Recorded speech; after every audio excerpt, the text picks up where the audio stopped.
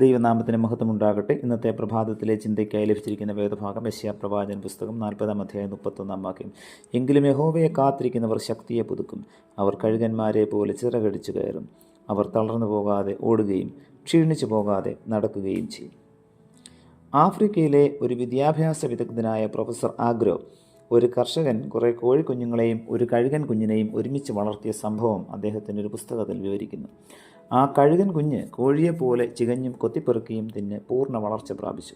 ഒരിക്കൽ ഒരു സന്ദർശകൻ അതിനെ കണ്ടിട്ട് ഇതൊരു കഴുകനാണല്ലോ എന്ന് പറഞ്ഞു. നിങ്ങൾ പറഞ്ഞത് ശരിയാണ്, കർഷകൻ മറുപടി നൽകി. പക്ഷേ അത് കോഴിയെപ്പോലെ തന്നെ പെരുമാറുന്നു. അതൊരിക്കലും ഇവിടെ ഭൂമിയിൽ കഴിയാനുള്ളതല്ല. ആഗതൻ തുടർന്നു. ആകട്ടെ, ഒന്ന് പരീക്ഷിക്കാൻ നിങ്ങൾ എന്നെ അനുവദിക്കുമോ? അയാൾ ചോദിച്ചു. പിറ്റേ ദിവസം സൂര്യോദയത്തിന് മുൻപ് അയാൾ അതിനെ എടുത്ത് പർവ്വത പ്രാന്തങ്ങളിലേക്ക് വലിച്ചെറിഞ്ഞു. എന്നാൽ അത് ചിറകടിച്ചുകൊണ്ട് ഭൂമിയിലേക്ക് തന്നെ തിരികെ വീണു. സൂര്യൻ ചക്രവാളത്തിന് മുകളിൽ ഉയർന്നപ്പോൾ അയാൾ അതിനെ വീണ്ടും എടുത്ത് പറപ്പിച്ചു. ഉദയസൂര്യൻ്റെ തിളങ്ങുന്ന കിരണങ്ങൾ കണ്ണുകളിൽ പതിച്ചപ്പോൾ ജന്മവാസന പ്രേരിതനായി അത് ഒന്ന് ത്രസിച്ച് ചിറകുകൾ വിടർത്തി. ആവേശകരമായ ഒരു ശബ്ദം പുറപ്പെടുവിച്ചുകൊണ്ട് ഏത് മണ്ഡലത്തിൽ വിഹരിക്കുന്നതിന് വേണ്ടിയാണോ താൻ സൃഷ്ടിക്കപ്പെട്ടത് അവിടേക്ക് വേഗത്തിൽ പറന്നുയർന്നു.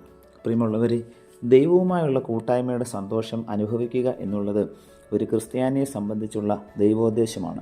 പൂർണ്ണമായ ദൈവാശ്രയത്തോടും ദൈവഹിതം അനുസരിപ്പാനുള്ള സന്നദ്ധതയോടും കൂടെ കാത്തിരിക്കുമ്പോൾ അധമമായ ഇഹലോക കാര്യങ്ങൾക്കുപരിയായി ജീവിപ്പാനുള്ള ശക്തി പരിശുദ്ധാത്മാവ് നമുക്ക് തരും. പ്രിയമുള്ളവരെ, നീ ഒരു കോഴിക്കുഞ്ഞിനെ പോലെ താഴ്ന്ന നിലവാരത്തിലാണ് ജീവിക്കുന്നതെങ്കിൽ നീതിസൂര്യനായ ദൈവപുത്രനെ നോക്കിക്കൊണ്ട് കഴുകനെ പോലെ പറന്നുയരുക എന്നുള്ള സന്ദേശമാണ് ഇന്നത്തെ പ്രഭാതത്തിൽ വചനത്തിലൂടെ കർത്താവ് നമുക്ക് നൽകിയിരിക്കുന്നത്. പ്രാർത്ഥിക്കാം. പ്രിയ കർത്താവെ, നൽകിയ വചനത്തിനായി നന്ദിയോടെ സ്തോത്രം. നീതിസൂര്യനായ അങ്ങയെ നോക്കിക്കൊണ്ട് കഴുകനെ പോലെ പറക്കുവാൻ തക്കവണ്ണം ഞങ്ങളുടെ ആത്മീയ വളർച്ച പക്വമാകുവാൻ തക്കവണ്ണം അവിടുന്ന് സഹായിക്കണമേ.